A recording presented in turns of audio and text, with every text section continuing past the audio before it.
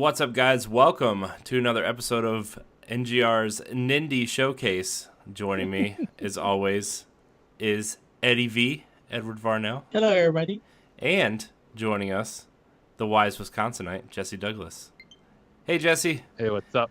I'm glad you're here to How's it going? talk about a little Nindy gym. See, we switched it up. See, I took out Mighty Gunvolt Burst and replaced it with Lightfall. So I can't believe you did that because I ended up buying that game ready to go. Yeah, we can. It's fine. It's fine. I was going to buy it anyway. We can have a 9th episode at some point, but anyways. No, we're good. This was when I went to PAX. This was the one game. Well, first of all, it was highlighted in the Nintendo Nindy Showcase in the spring, and then Jesse couldn't stop talking about it, and I was really into it, and I played it at PAX, and I loved it, and Jesse's been playing a lot of it. So, Jesse, do you want to kind of talk about what this game is and Well, before we get to that, Jesse, this game is by Bishop. You can find it on the eShop for $14.99. It's just a digital title, so if you guys are interested in playing it, go check the game out on the eShop for $14.99. Yeah, buy it. Stop this video right now and go buy it. Just do it. Okay, Jesse.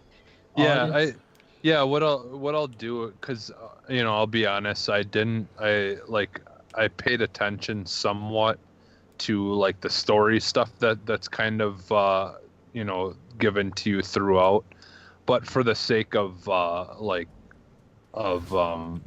wanting to really spoil anything, I'll just kind of like go into the basics of it and like kind of what it tries to do and kind of explain stuff like that, because there's like, I'll be honest, like for what a little game this is, there is a very deep-rooted story in it, and there's a lot of stuff though that you've got to find to kind of unlock the full, like everything about like the story that's going on, which I haven't. I'm just kind of trying to go through and beat it, and then once I've beat it, then I can go back and I can slowly try to like find all the things that I need to find and stuff. But basically like with this being kind of like a platforming game, but you have the ability to create your own platforms, you'd think that it would make it easier. You're thinking, if I can just create a platform, that that means it must be easy. But it starts off really, really, pretty basic and fairly easy. It's kind of teaching you how to, use the things that you have to get through the maps and stuff. But as you go on, they actually start taking, like your abilities away from you in certain parts of the maps. And so then you've got to rely on just your, platforming abilities to try to get through the different puzzles and stuff. And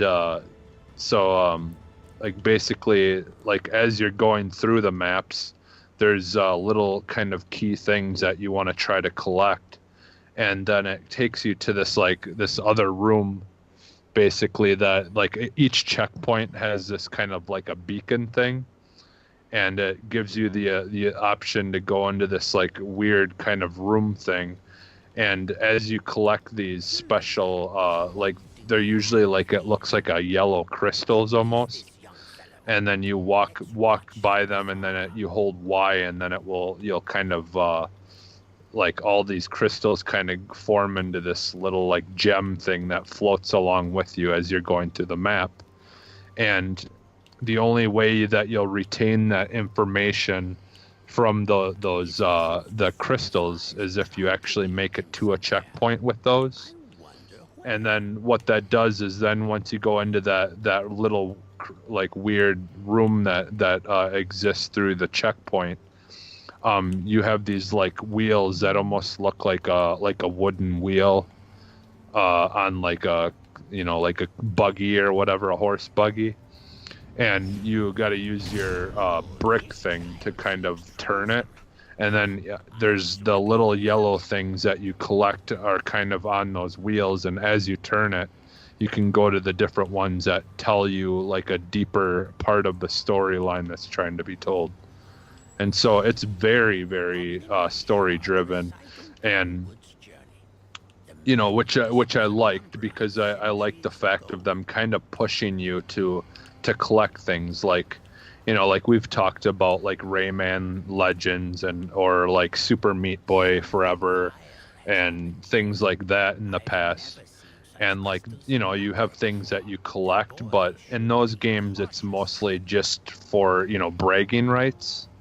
But they've taken it to the next level and basically made it where you want to find those hard to find things, not because just so you can brag, but because like all the information that you need to know about what's going on in this game is kind of locked behind finding those little items throughout the maps. And so they do a really good job of like, giving you incentive to want to try to find those things and further the storyline. And like, it's definitely a game where you want to move very quickly in some spots. Like where I am right now, there's some platforms that actually they disappear, and so like you kind of want to do things as fast as possible, because the second you you touch that platform, it starts counting down, the 2 seconds or 3 seconds that it will like last, and then it disappears on you. So you've got to be very careful and make sure that you do things as quick as possible. And let's see, like some of the other unique things that I felt like they did is like it kind of, in a way, it reminds me of Limbo, like the art style, in a way where it's kind of like shadows. Mm-hmm. Like you're kind of playing as like almost like a shadow character, and like really the detail of the maps are in the background, really, and everything that you're kind of jumping on is mostly just a shadow. Mm-hmm. And so like your skies and all that stuff is where all the real detail is. But I like the mix of how they did it. Like it's not too basic and boring. It's still like a very vibrant, darks and things like that. That it's still interesting, even though it's just shadows. Yeah, this game is like the art style is what really was really why I was like super interested in this game.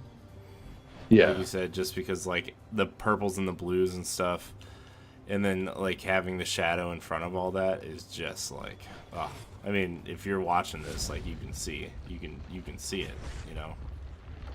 Oh, whoops! Don't touch the pink shards, guys, especially Nope. the ones that just randomly pop out of the ground. Yeah, and I think another thing too, like one of the main reason I was looking forward to this game so much too is like I like a good retro style, graphics game, but I just felt like so many people have been doing that with the platforming games. Like they've all just been that retro, like pixelated, graphics and stuff like that. And it was just kind of refreshing to finally have something new like this that does a unique, art style and a more modern style of art, and and does it really well. Like your one main character that's kind of telling the story is like this owl guy, and it's like he does some talking like quite a bit in the beginning of the game. Mm-hmm. But then as you kind of get into the areas I'm in, there's less of that, and I think it's more dependent on like the stuff that you collect and reading that so there is a lot of reading, like those yellow things that you collect. Yeah. There's quite a big, nice chunk of reading that's connected to those things that you collect. So there's definitely a lot to learn about like what's going on, and I like how subtle their like little video things and their cutscenes in between in early in the game, like kind of explaining like what's going on. It's very subtle, but at the same time they do a really good job of depicting like what's going on in the story. Yeah. And it's like I definitely would put it like right up there with like Cuphead and stuff, as far as like how challenging it can get, because it gets pretty challenging. Yeah. As you get further into the game. Like there's some really, like one of the things that you have to deal with that I was having a really hard time getting used to is at one point pretty early in the game, you might even be to it now, Corey, but like you can like kind of move a brick around and move it to where you want it and kind of place it there. Yeah. Yeah, I'm actually at that place right now where like you put the block, like the lasers that like I'm at the part where like the pink lasers are coming out, and it's teaching you how to use the block and how to block the lasers and stuff. Yep. I actually started mine because you can pick the levels. Oh, nice. So I started from the beginning, so that I'm kind of, I can go along with the earlier stuff. But yeah, so like early in that part that you were at, like, they show the kind of the rudimentary, like of blocking lasers, but eventually like you're on like a moving elevator thing, and you've got to kind of line that block up with your body.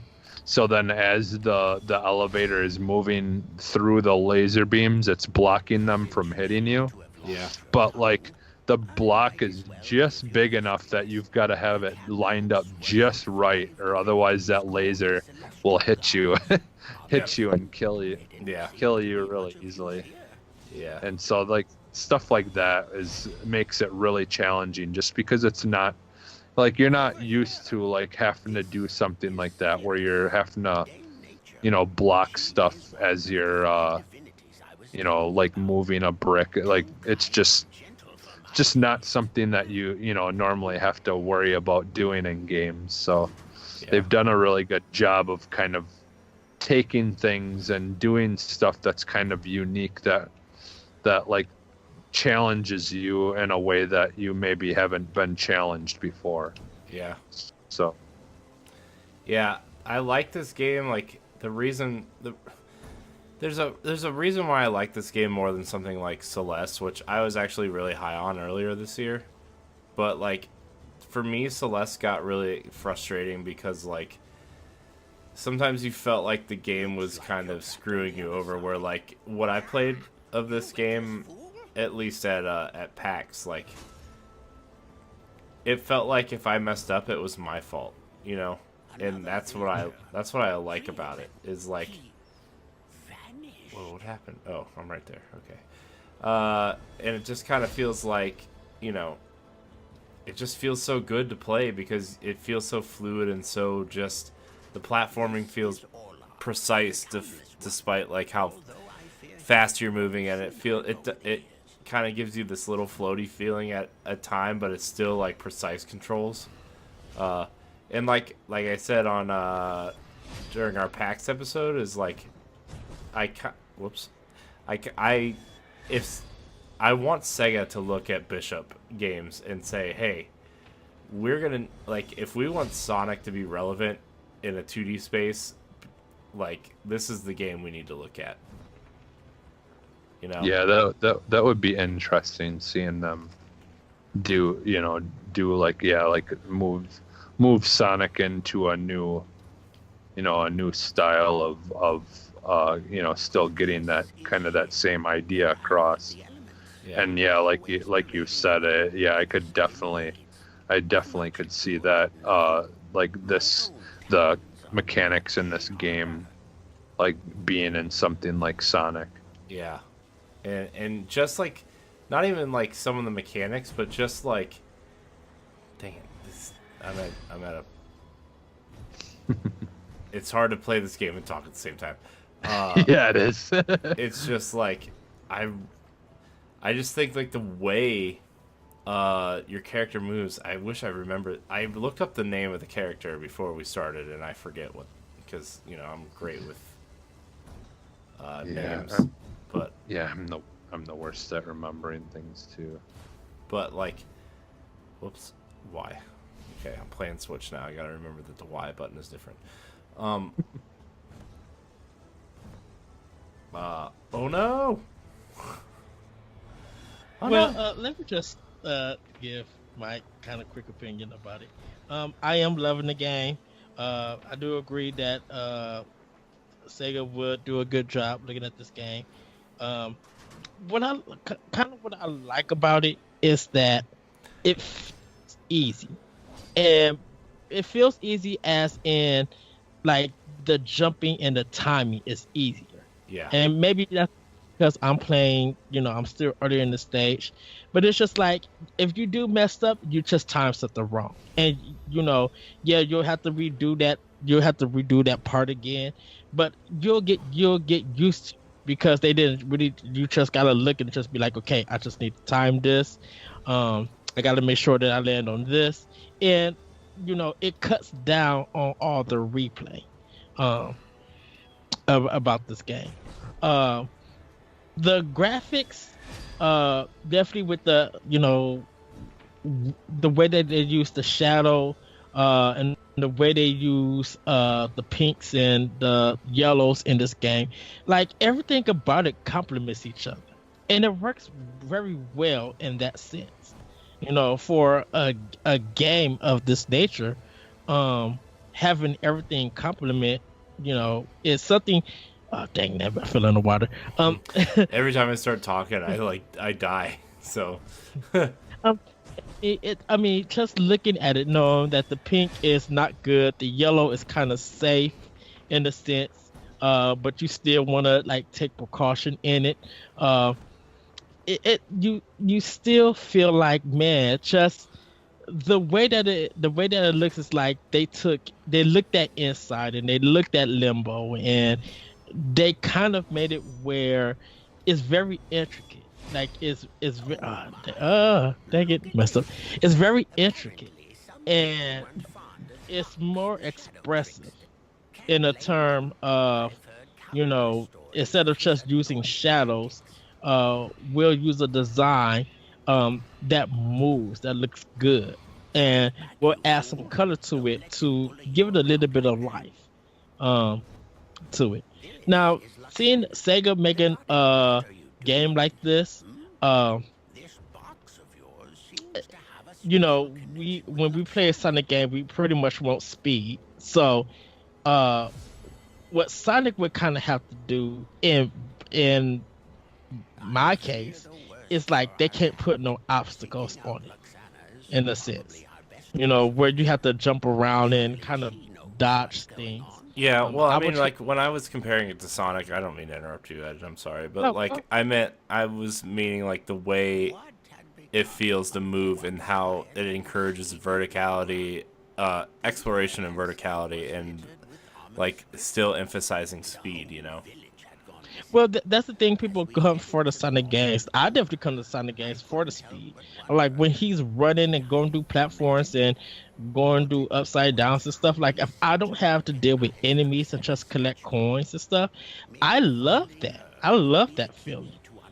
So that's why I feel like I wouldn't want no obstacles or anything to it. If they're gonna keep it 2D, if they're gonna do it like 3D, I could understand some missed jumps and stuff, but I would kind of like, I kind of would like to just have it where I could just run in the game and collect coins, Hmm.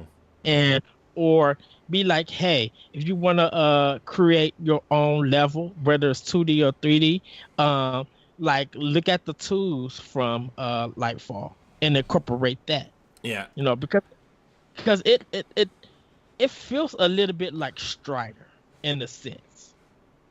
Yeah, I do kind of have that Strider feel, like, like it has that ninja like feel, like how your guy kind of like just the way he runs and like like bouncing off of the side of walls and sliding on the side of walls feels really feels really good. And yeah, I can see that. Yeah, Like see, for me, it feels like a faster version of N++ also. hmm Yeah. it's I think you know what it's holding that ZR button. Wow. Uh, I don't know. It's just something about holding that ZR button when you're running, and knowing that when you jump, you could just hit the B button again and just land safely. Yeah, it's very sad. It's a very satisfying game to move fast. Yeah.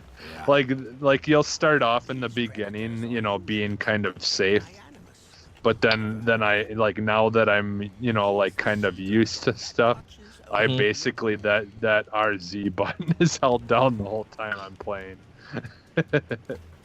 Yeah, and it's good that you mentioned N++, Corey. Uh, I love that game yes. too. I wish that game was on Switch. Like, I really do. I hope someday it comes to Switch, because those games are awesome. Like N Plus and N Plus Plus are some of my favorite. On expansion pass, we talked about Microsoft. What if they return? Like, how do they reinforce indies, and like how do they come back and really kind of make indies a big part of their product? And like Summer of Arcade, N Plus was part of that, and like I found out about it through Arcade, and then N Plus Plus just like blew me away. I'm still playing that game. It's so good. Dang it. But yeah, I'm trying to get through these lasers. But I mean, we've been going for like 20 minutes, so we're probably gonna wrap up the episode soon. Any final thoughts on this game, Jesse? Since you've been kind of championing it from the beginning.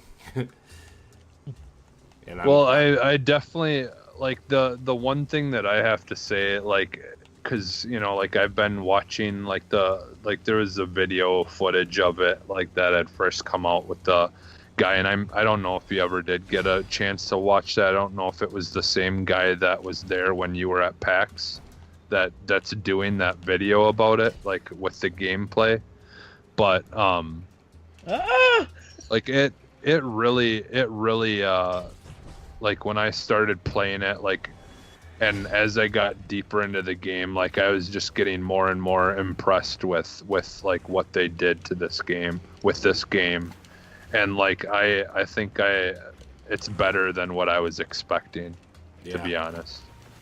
Yeah. So I give them a lot of credit for this game, and I've like messaged them on Twitter a couple of times now, and and just like praising the game, and and they've both times they've responded. Yeah. And yeah, I just can't stress it enough to people to check out this game, because I mean, for $15, like, this game is worth way more than $15. Yeah, I would have probably paid like 30 for this, to be honest with you. Like, yeah, I easily would have paid that, and that's what I was expecting it to cost, to be honest, because it's like, I mean, I've put quite a bit of time in, because basically I've been playing it every chance that I get since I got it, and I think I'm close to the end of the game, but I mean, they do a really good job of ramping stuff up slowly, like gradually making it more and more difficult as you get to the end, and it's like at its most difficult. And I like it when games do that. I don't like when like they kind of like start off too, almost too easy, and then just go from that to being extremely too hard. yeah. Like because like in some senses I don't know, I guess Cuphead did a pretty good job too of kind of starting off fairly easy, Like, I mean, it was harder than an easy game, but it was, easy enough to learn what you're doing and how to figure it out. But yeah, I just think they did a really good job all around with like the art. I haven't noticed anything like mechanic wise that has any kind of flaws to it. All the mechanics seem to be perfect. I haven't had any major like issues like with performance or anything. Like it's a solid, frame rate. I haven't had any kind of issues with that. So that's all very important in this type of game. Yeah. Yeah, so. Definitely very smooth, very like, oh my gosh, these fish. Swordfish just keep killing me, man. Yeah, I'll put the game on pause as I know we're about to end. Yeah, I mean, I can't really do that because I'm the one recording the gameplay. So, but yeah, I think this game is fantastic. Like, I'm kind of playing through still what I played at PAX and like, but I mean, this game it's definitely one of the best feeling platforms I've played outside of Mario for sure. Like, to be totally honest with you, like it just feels so good to play and so much fun to like run through this world, and these like this character is kind of adorable, and I don't really know what's going on in the story right now, but like it's just so much fun. So but anyways, this has been a NGR and Nindy Showcase. This has been Lightfall. You should check it out. eShop, $14.99. So don't sleep on this game, especially if you like challenging platformers. This one is definitely something that's right up your alley. So yeah, you can find an Indie Showcase all summer right here on youtube.com/NGR Radio. You should check out our previous episodes, Shovel Knight, Graceful Explosion Machine, all kinds of games coming your way. So make sure you check them out. Running through the second week of August.